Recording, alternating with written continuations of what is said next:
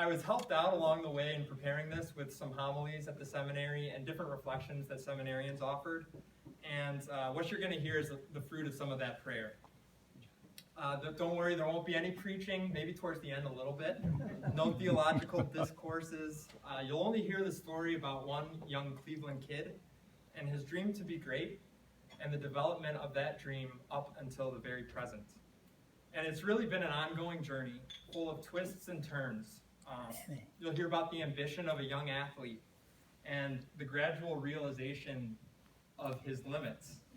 You'll hear about the eagerness and the optimism of a young college graduate and his lack of preparation for the workforce.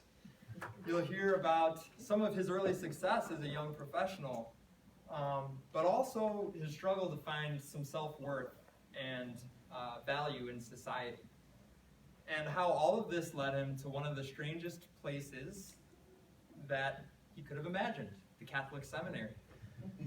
But through it all, I've always maintained a sense that I was destined for greatness. And I think it's something that has been hardwired into each one of us, and that it will ultimately guide us to our final destination. So where does this story begin? It actually begins right here in these halls at St. Dominic Grade School. And it might seem like a strange place to begin, but if you think about it, kids are full of dreams. And this was the first place that I began to dream of greatness. If you look at kids, you'll always see them playing, role-playing as adults. You know, they'll be, from an early age, playing with trains or planes. They might be playing as doctors or police officers, politicians or engineers, and even moms and dads. Kids are given the impression that these certain behaviors, they'll be recognized for them. They'll be recognized that these behaviors are going to make me great. So what were my visions of what greatness looked like? When I was here at St. Dominic's, it was all about football. And believe it or not, this little guy thought he was going to be a professional football player. So if you were to walk in and observe me during my years here, you would have seen this quiet, really obedient, disciplined kid in the classroom. But if you saw me out on the playground, I was just this bundle of energy, and I had no idea what to do with it. I just knew that I had a passion for playing sports. And not only did I have a passion for playing sports, I recognized that I was pretty good at it. As early as the second grade, I had tasted some of the glory of burning a kid playing flag football on a Saturday morning at Roxborough, and knew how great it felt to be bigger and faster than the opposing player. And not only did I think that I was good at it, I recognized that other people thought that this was something that was valuable. I can remember my dad and my uncle taking me to St. Ignatius football games and seeing these huge crowds and all of this energy in the stadium, and the roar of the crowd when there was an interception or a touchdown. I mean, you can even think of the Cleveland Browns this past week, how much energy there was in that stadium as the Browns finally proved they could win a game. So it wasn't long before I found myself drawing pictures of myself playing high school, college, professional football, writing stories about how I was going to be in the NFL with all my friends. And these were the dreams of my childhood. But it wasn't long before they came up against their first big test. And it was at JZU. I was now in the 5th grade playing football for JZU because St. Dominic's didn't have a team. And it was our first day in full pads. And we're doing our first hitting drill. And I can remember lining up, watching these kids go through the drills, observing very carefully, okay, I'm not going to make that mistake. I'm not going to make that mistake. I'm going to prove how good I am at this sport. So it's my turn, and I step up, and I am just ready, confident. This is my big moment to show the coaches and the players of my greatness. And I'm lined up. I don't know if you know him, but Peter Dabrowski, he was a year ahead of me. And he was and still is about twice my size. That didn't faze me, though. I was ready. So I line up, the whistle blows, and the next thing I know, I'm lying flat on my back with the wind knocked out of me in a bit of a daze for about 30 seconds, maybe crying for mom and dad. Welcome to CYO football, folks. But you would think at that moment, I would have realized maybe professional football is not cut out for me. But that wasn't the way my thinking went. At the time, I thought, I just need to get bigger, I need to hit harder, I just need to get better at this. So I worked on it, and by the time I was in 8th grade, I was one of the faster, best hitting kids on the team. No longer the one getting knocked over, but knocking other kids over. So my dreams remained intact. But it wasn't long until they came to their next big test. And that was when I got to St. Ignatius. High school football. It's a whole nother level. And I can remember the summer leading into my freshman year at Ignatius, I worked my tail off to get into shape. Just conditioning and conditioning and conditioning, so that once the endurance and the conditioning exercises were going on in practice, the coaches might see that Winings kid put in his work in the summer. He's ready to play. The only problem was that when I got to the practices, there were kids that were just way better at football than I was. I struggled to find my way in to practice time, and the few opportunities that I did get were total failures. I literally dropped the ball, I might miss a block, or I just couldn't get off the press coverage. So I realized to get better at football, I either have to start taking all of these other supplements or try to somehow take away the practice time from kids that were already better at it than I was, and that just didn't seem right. So my dreams of playing football were slowly beginning to fade. But at the same time, as those dreams were beginning to fade, a new opportunity arose. So during the spring semester of my sophomore year, like a good football player, I'm walking into track practice in the spring and naturally making my way over to the sprinters, when the head football coach and distance running coach, Coach Kyle, pulls me aside and he says, "Jim, you're going to run with the distance guys today." You know, what he saw in me was a middle distance runner based on all of the way that I would blow everyone out in football practice.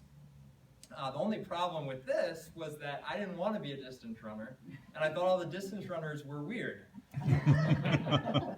But at the time, Coach Kyle actually did something for me that I didn't recognize in that moment.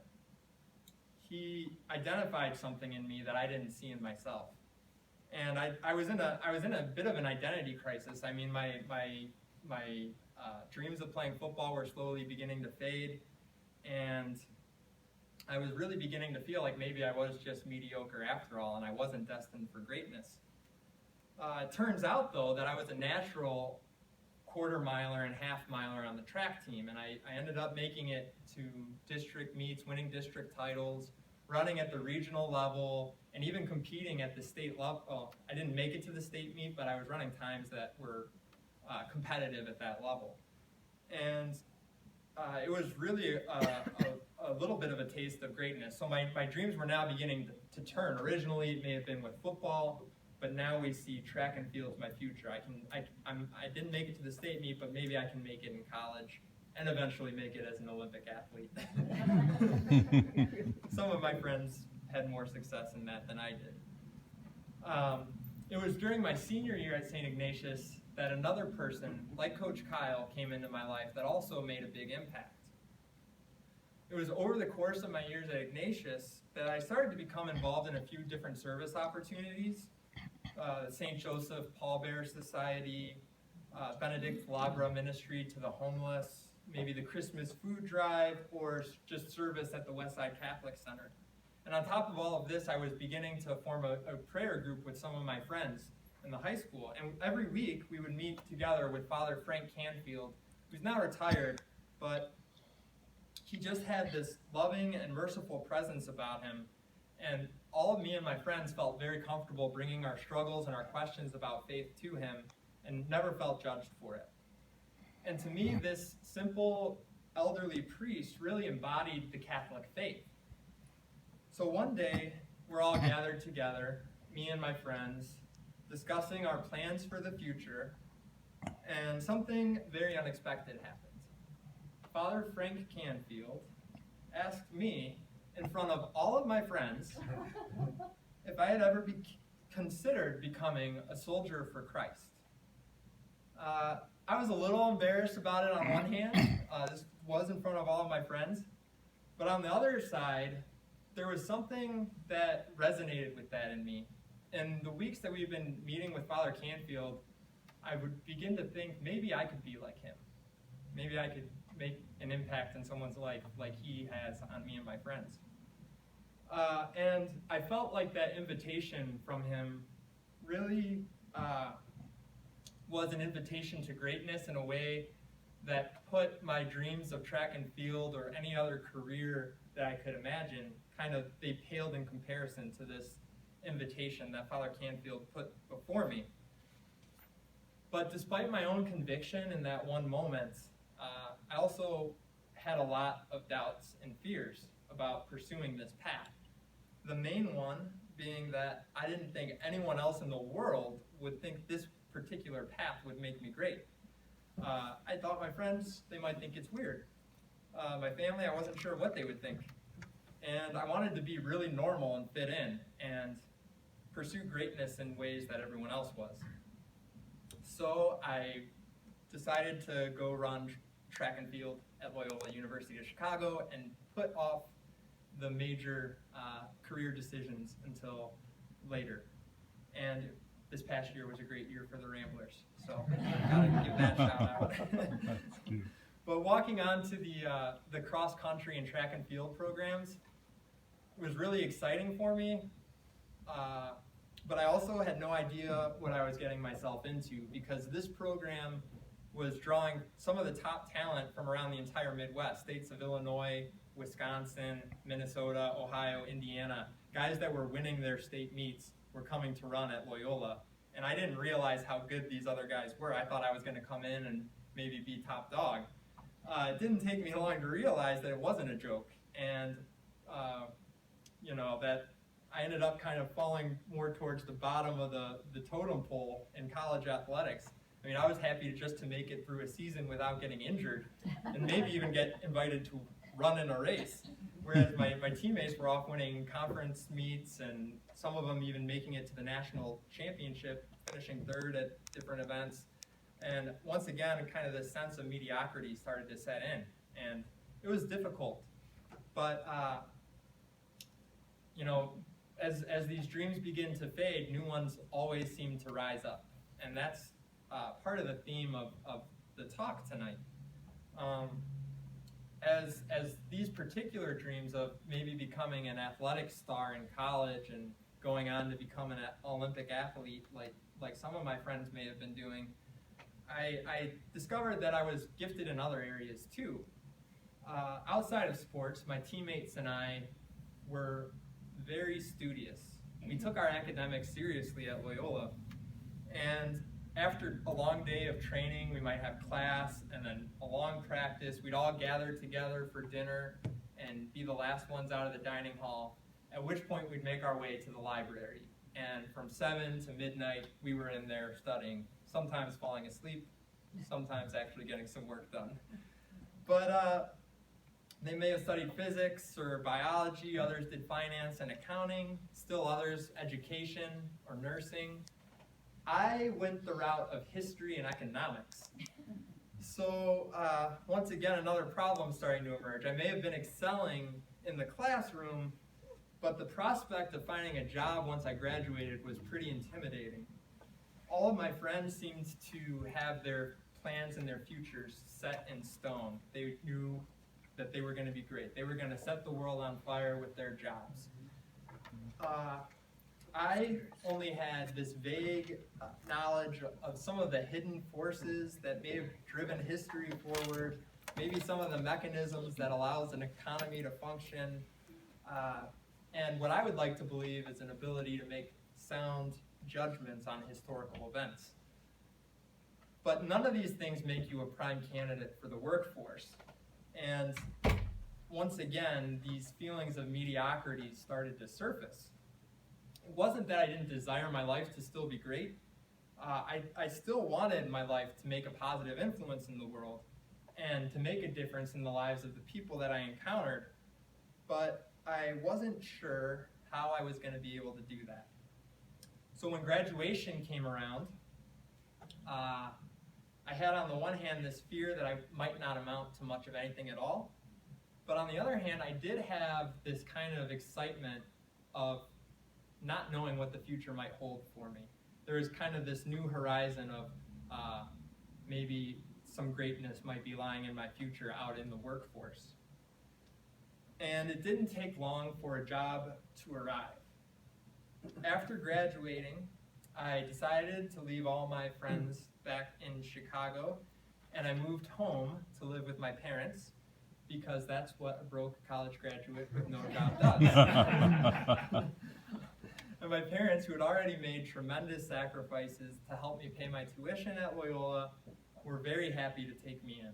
And they also kept me very honest with my job search. So thank you, Dad. After about 2 weeks, I got my first interview, and I was just sitting at my computer, and I didn't really know what this company was. McMaster Car in Aurora. I didn't know what Aurora was. I go to their website. They had no About Us page, no mission statement, just this web page of 500,000 different products that I had no idea what they were. So I go up to my dad and I ask him, do you know anything about this company? And he says, oh, they're just like an industrial hardware store, you know. They're a good, strategic, competitive company. So I may not have been convinced on the industrial hardware store part, but good, strategic, competitive. I'm like, all right, let's go. So I decide to take the interview, and about a week later, I get the job, and they ask me to start working right away. And my foot's in the door. I'm like, all right, this is it. This is my new chance to be great. I was ready to begin climbing the corporate ladder. And I started off, they put me in sales, inside sales, and they teach me the computer system in about a week, and I was a natural at it, like picked it up really quickly, and I'm taking live phone calls after only about 3 or 4 days of training. And it didn't really take me too long to realize that I didn't know a thing about industrial supplies or the supply chain. I made some pretty terrible mistakes in those first 6 months. I might tell an angry customer, this product had been discontinued for 2 months. You couldn't find it anywhere. I can get that to you tomorrow. I would also overstep the boundaries of my product knowledge a lot. So insisting, oh, I can help you find this product. He's asking, no, you're really not helping me right now. So these first 6 months were pretty humbling. But as stressful as this work could be, I worked pretty regular hours. It wasn't bad, 9 to 5. Had plenty of time for continuing my running, which I enjoyed doing, and also getting into a little trouble with friends on the weekends. Also a nice little perk. After 6 months to add, I got moved into a department that really suited my skill sets a lot better. It doesn't sound like much, but it was just maintaining customer information in our system. So if a customer moved, I'd get that updated in our system. An ownership change, reconciling some of the changes in our billing system for these different customer moves, or setting up new accounts even. And it wasn't quite the greatness that I had imagined when I was graduating from college, but I was beginning to form good relationships with my coworkers. It was kind of cool to recognize a problem and know who can I go to help, who can help me out with this. And then also coworkers recognizing if they needed help with something, they might be able to approach me and say, hey, can you help me out with this problem? And it was one of the first times that I began to kind of feel like I was being fulfilled at work, and it was enjoyable. It wasn't the most glamorous work, but there was still a sense of fulfillment.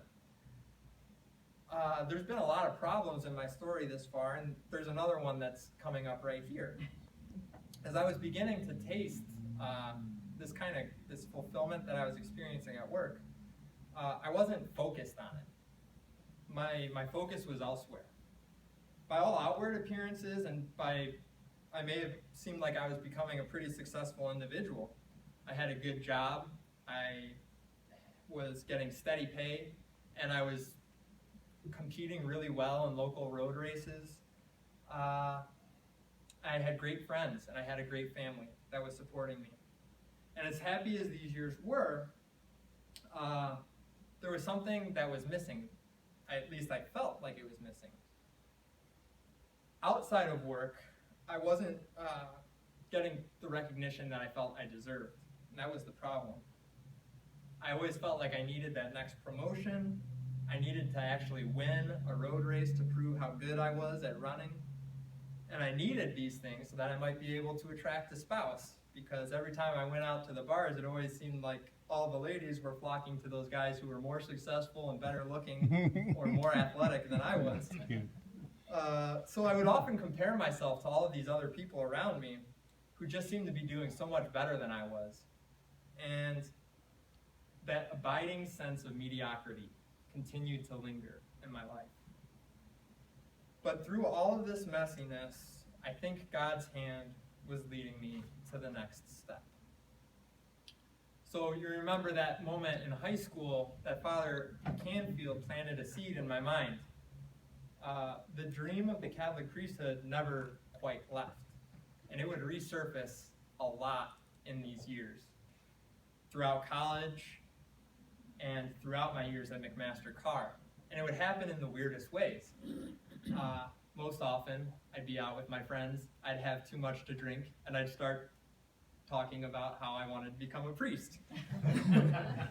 Another way might be just at work. I'd be sitting at my desk, and all of a sudden, I just wonder how different my life might be if I was actually at the seminary.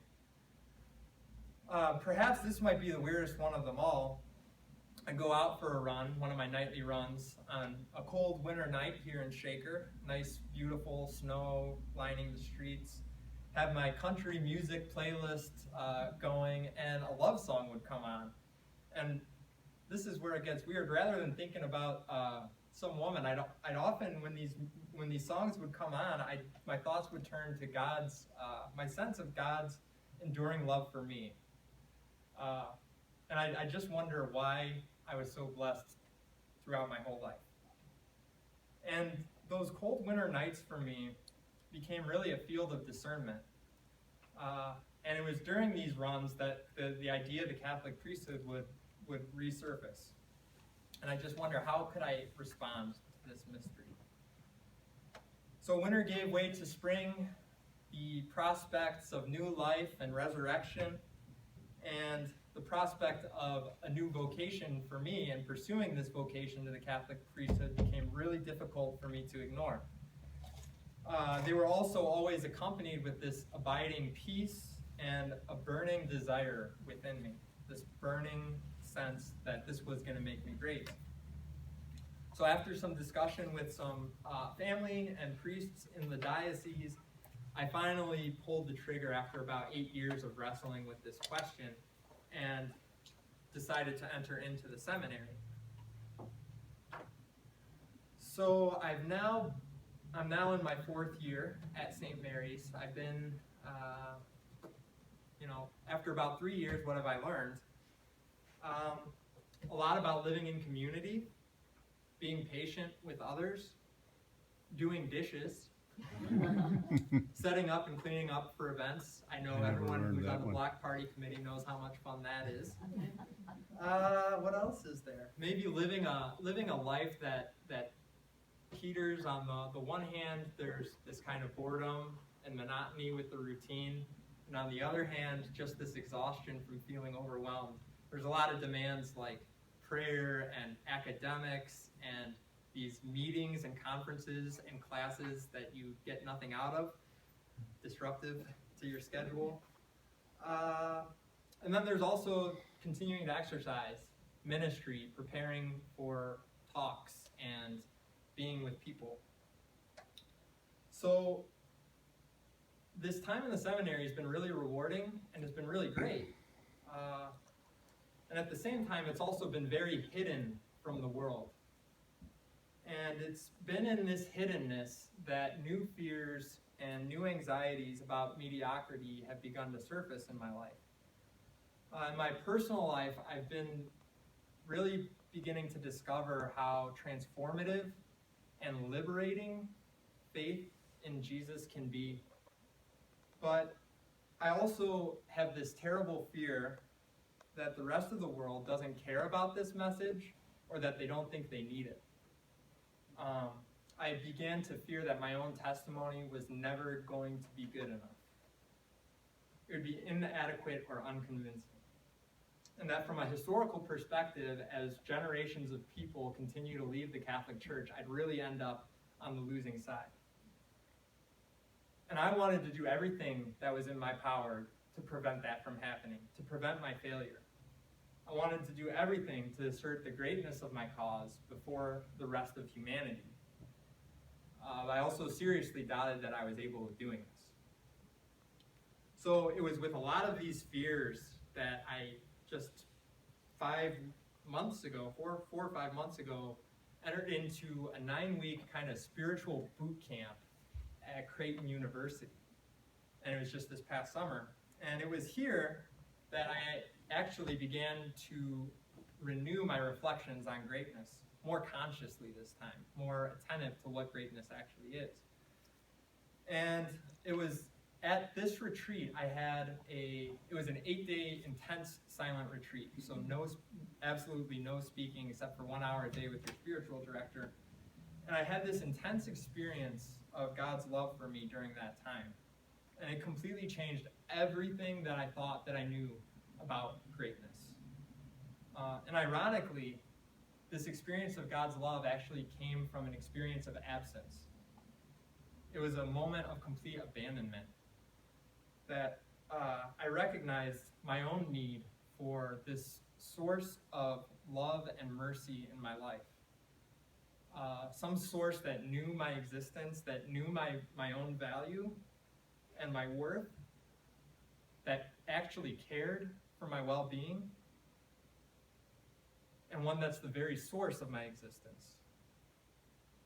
What's more is that the remainder of my retreat experience led me to actually believe that this being existed. It was during these times in silence that I'd be reflecting a lot on Scripture, and the whole picture of my messy life up to this point slowly came into focus, and it emerged as a beautiful work of art that only the divine could piece together. Every detail of my life all of a sudden made sense. It had value, it had meaning in light of this being. And I thought to myself, could this God really abandon me? And could my life really end in failure? I mean, could this God really abandon anybody? It really caused my reflection to turn away from myself.